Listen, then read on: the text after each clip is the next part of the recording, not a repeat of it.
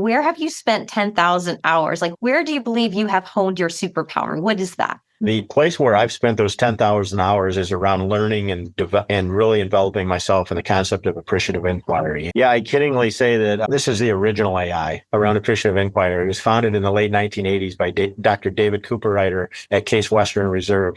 And the idea behind it is whether from an individual or a corporate perspective, we want to see and think about when we were operating at our best. When were we hitting on all cylinders, hitting it out of the park, and giving deep thought to what was the environment, who were we working with, what were the tasks that we were working on, how did we feel mentally and physically, what were all of the things that were in place when we were performing at our very best. And if that's not today, then what's the delta, what's the gap between where we are right now and where we were when we were performing there. And when I first heard about that concept, Mary, it connected with everything that I couldn't put into words from the first many years of my life. And now it's a part of what I do. It's the way that I interact with people, and it's the way that I see the world. Dreaming. I think because I do things over and over, because there's a lot of repetition in medicine, but one day I dreamed that I can save all the diseases of opioid use disorder and the diseases associated with it, so I can help create a situation where doctors aren't afraid of giving opioids. Doctors can actually do what they're trained to do and not having administrative hesitance to treat patients. Because 11% of patients get treated, but we have 89% of these American patients with OUD untreated because they can't get care. They don't have access to care. They don't know how to get care. They have geographical disparities, social determinants of health are reduced, health illiteracy, health inequality. It's just so hard for people to get care these days. We used to make fun of Canadian healthcare. People would have to wait to get care. But even for me, to get to see my cardiologist, and this is March, I had to wait till July to get my treatment. And that's because I'm a doctor. Imagine if a patient is not a doctor. That, for my cardiologist, his next appointment is in November. I think business has actually created a situation in medicine where we now have to wait for it. And that's because of administrative hesitancy, the push to make a lot of money, not the push to help patients get better. I think my superpower is that while being super objective and rational, I can dissolve a conflict or a tension with cracking up a joke. And that is a superpower, trust me. I've been in board meetings, I've been in shareholders meeting where that was not going well. And just by cracking up the right joke, you can't laugh about everything depending where you are, but it disarms the tension, and then you can continue the conversation in a much better way. And I think that's my superpower. I spend so much time honing the skills. I think I have to ask my mom, was I born with it? like a comedian? But it's definitely something that has been extremely useful to move forward, help people move forward, is to take that. Let's take a minute to laugh about things, to just distance ourselves from the tension, and you can do it very thoughtfully as well, right? So that the people don't get offended or anything, but it's definitely a superpower. Definitely a superpower. My superpower is just learning. I love to learn. I don't want to go a day without learning something. And so I just want to make sure I'm picking up new skills all the time and using them to the best of my abilities.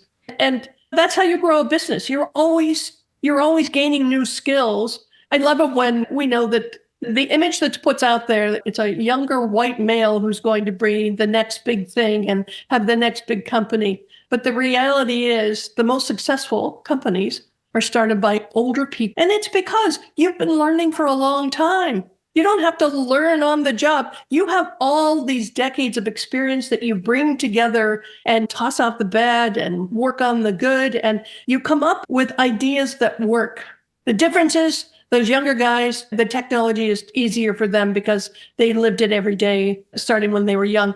But the reality is, in terms of success on a broader knowledge base, to me, the 10,000 hours is just continuing to learn and acquiring those new skills. And that's what I do. One of my superpowers really is connecting the dots between people and things. And that's where I spend a lot of time and energy, and now using technology to do that in a different way. And I'm always curious. So that's a blessing and a curse at the same time. That would be in interacting with people. So I recently picked up this guilty pleasure, if you will. So I binged on the series Hunter, and I'm always intrigued by things that are germane today that at their inception, they seemed like such a radical idea. So for example, the FBI at one point, they didn't really have very much in terms of knowing how to deal with murders when the motive wasn't clear or there wasn't clarity in terms of the traditional schema for what might have been a motive. And here you have this agent that says, shouldn't we talk to these people that are doing these murders that we don't have a clear rationale for? And to think that intervention would have been something radical as opposed to, no, that sounds pretty logical. Also, for me, learning how to communicate with the patient, learning how to communicate when it's hard to do so as a psychiatrist. Can you imagine working with a person who's convinced that everyone's out to get them, and you, upon meeting them within 5 to 10 minutes, have to get them convinced that this medication might possibly help them and reduce their agony? So my 10,000 hours have been in that context in terms of communicating and learning how to communicate when there's quite a bit working against you, whether it's delusions or hallucinations or depression or anxiety, and yet you still have to be able to pierce that darkness, and then vice versa. Also having the skill to give a person the experience of being heard deeply. Oh, this person really gets me. I would say that's how my 10,000 hours have been invested. And you started very young with your mother. That makes perfect sense. Is there anything you wish you were better at? Skill acquisition, Mary. Skill acquisition. I see people who have just a remarkable ability to 1 minute be a complete novice and the next minute to develop mastery over something that they were a novice at just a second ago. I wish I could do that better, faster. There were actually two. One was Bluetooth, specifically on short-range wireless technologies. I have been on it since 1999, before the standard was formed. While I was in high school, I was reading about it, did everything I did around it. My whole career was building around Bluetooth. And I've spent a lot of time mastering that particular technology, learning everything there was to learn about it, build protocol stacks, silicon chips, antennas, everything around it. And lately, it's been diagnostic imaging. It's something that I believe that us collectively as our company and our core team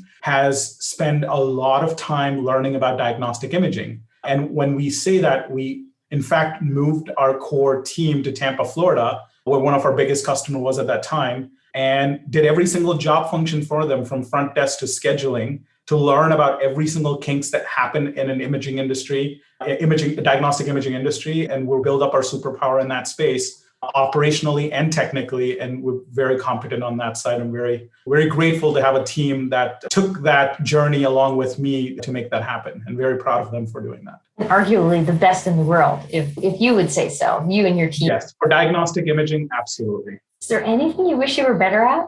There are several things that come to mind. One is obviously communication. I wish I was better at communication from time to time. I worked hard being an engineer and having English as a second language to overcome some of the challenges that are related to that. But I wish I could always be better. I could be better at a lot of things, but communication is one thing that I definitely choose to keep actively working towards improving. And I always keep telling my team as well, you could be the smartest person in the world, but if you can't tell people what you have or what you've built, it's useless. That's something I take it to heart myself as well.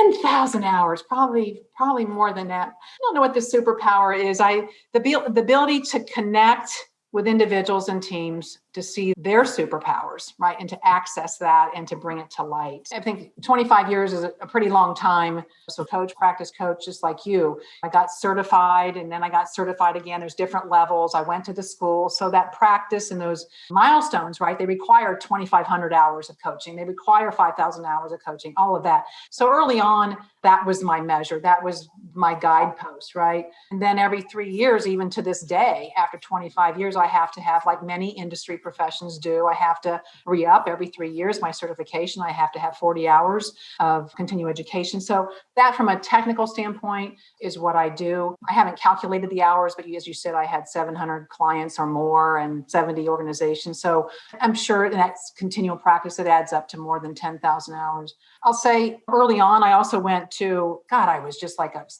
we all do. We suck things up. I went to the executive coaching conferences. I was on boards. I did this and this, really got involved in the profession and really eager to learn. And I'm not saying that went away, but it's been replaced in most part by my spiritual development over the last 15 years. I'd much rather go off to Omega Institute in upstate New York or the Sedona, which I'm going to in a retreat. My spiritual development, to me, opening myself as a channel to be of more service is what is more beneficial to me at this stage of my career. I don't think I have a superpower. I think the honesty, openness, and energy is a superpower, actually. If you call it a superpower, I remember Winston Churchill has such a great energy. He can multi-talented to do every great leader. If you look in the history, they always have endless energy. That's the superpower. You have the vision, confidence. I think I attributed to my grandmama when I was very little. I was the whole world of her, center of everything. She gives me the greatest confidence. Even though I was wrong sometimes, she will use a very subtle way to tell you. They don't never criticize harshly, but they will make you are wrong. But they always boost your confidence. I was Mark Cote, my coach, introduced me Brian Tracy's leadership skill. I was study that. They talk about the childhood is so important to build how that influence your future, your career, your character. It's not how much is your character that is the ceiling of your career. I think the character is the leadership essential. You have, I know when I was at Glax, my office mates were two people. He said, do you want to be a captain or soldier? I said, I want to be a captain. So I like to lead, but I know I can automatically become a leader. You can lead. It's just, I love James Bond. He said, the first time you get it right, if you have enough training, a good training, master the basic skill, everything is a basic skill. I trained by some of the best surgeons. Dr. Diwan in West Coast and in China was a top surgeon. I learned from the basic skill, how to cut, how to move, how to maneuver.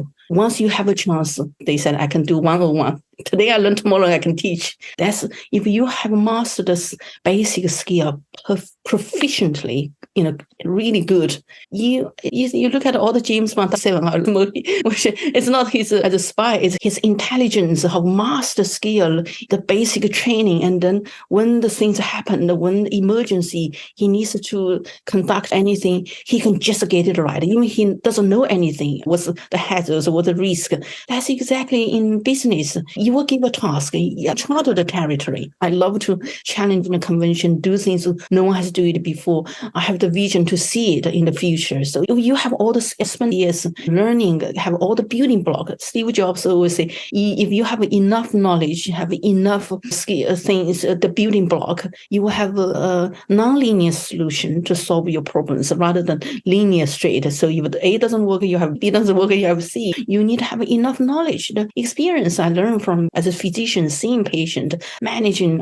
Glaucoma, I was telling people, I put my fingers on patient eyeball. I was able to tell if the pressure is 16 or 18 exactly. When they put the apparatus to measure it, exactly was what because you have touched a lot. The experience, you can imagine sheer volume of experience.